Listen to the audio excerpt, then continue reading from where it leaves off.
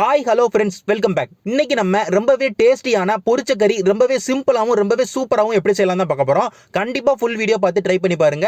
First இந்த பொரிச்ச கறி செய்யறதுக்கு நம்ம ஒரு பேஸ்ட் நம்ம அரைக்கணும். அந்த பேஸ்ட் அரைக்கிறதுக்கு நம்ம மிக்சர் ஜாரில் ஒரு 15 சின்ன வெங்காயம் சேர்த்துக்கிடுவோம். அது கூடவே 2 இன்ச் சைஸ் இருக்க இஞ்சை ஓரளவுக்கு சின்ன சின்ன துண்டுகளை வெட்டி சேர்த்துக்கோங்க.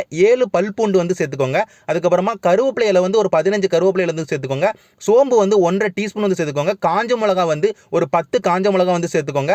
அதுக்கப்புறமா கடைசியா கொத்தமல்லி இலை ஓரளவுக்கு கப்புக்கும் கம்மியா சேர்த்து அதை நல்லா ஃபர்ஸ்ட் தண்ணி எதுவுமே சேர்க்காம அரைச்சு எடுத்துக்கோங்க.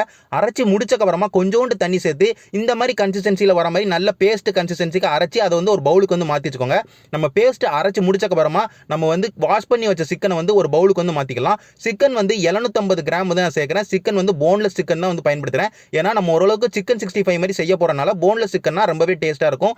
அதே நேரத்தில் சிக்கனை ஓரளவுக்கு பெரிய பெரிய துண்டுகளா வெட்டிக்கோங்க. அது சாப்பிடுறதுக்கு ரொம்பவே நல்லா இருக்கும்.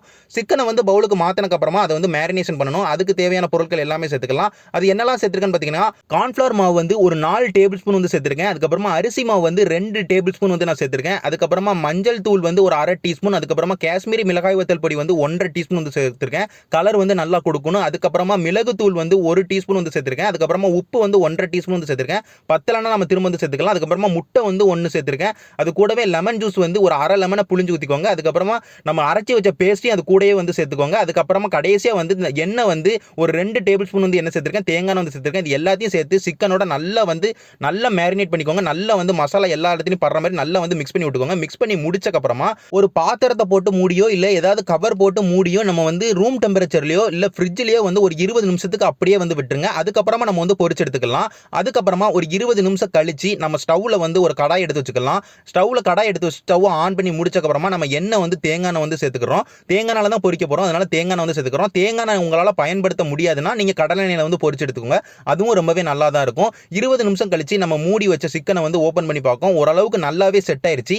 இப்போ நம்ம பொரிச்சு எடுத்துக்கிறோம். எண்ணெய் லைட்டா சூடாக ஆரம்பிக்கணும். லைட்டா சூடாக ஆரம்பிச்சக்கு அப்புறம் தான் நம்ம சிக்கனை நம்ம சேர்க்கணும். சிக்கனை ஒன்னொன்னா சேர்த்து கொஞ்சம் கொஞ்சமா போட்டு பொரிச்சிடுங்க. நம்ம சிக்கன் பொரிச்சு எடுக்கும் போதே நம்ம சேர்த்திருக்க மாவோட அளவு கரெக்டா அப்படின்னு தெரிஞ்சிடும். நம்ம மசாலா பார்த்ததுல உப்பு காரம் ரொம்பவே கரெக்டா இருந்தது. நம்ம சேர்த்திருக்க மாவு எதுக்கு கரெக்ட் அப்படின்னு சொல்றோம்னா, நம்ம அரிசி மாவு கொஞ்சம் கம்மியா சேர்த்திருந்தோம்னா நம்ம சிக்கனை பொரிக்கும் போது அந்த மசாலா எல்லாமே நம்மளுக்கு சிக்கனோட ஒட்டாம பொரிக்கும் போது பிரிஞ்சு வந்துடும். இந்த மாதிரி பிரிஞ்சு வராம இருந்ததுன்னா நம்ம சேர்த்திருக்க மாவு ரொம்பவே கரெக்ட்.